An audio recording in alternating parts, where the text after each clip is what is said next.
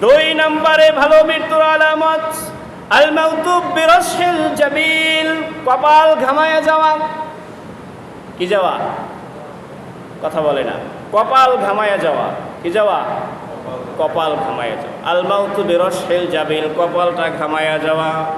রাসূলের সাহাবী হযরতে বুরায়দা রাদিয়াল্লাহু তাআলা আনহু খোরাসানে অবস্থান করতেছিলেন।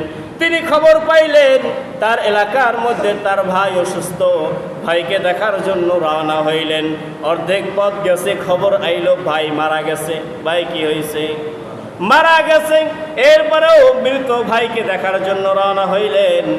যায় দেখতেছে ভাই মারা গেছে, ভাইয়ের কপালটা ঘামানো। ভাইয়ের কপালটা কি? ঘামানো।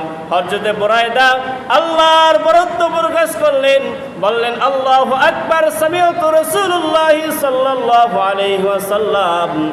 ওই আল্লাহর বরত্ব প্রকাশ করছি, যে আল্লাহ প্রেরিত রাসূলকে পাঠিয়েছেন তার কণ্ঠে আমি শুনেছি।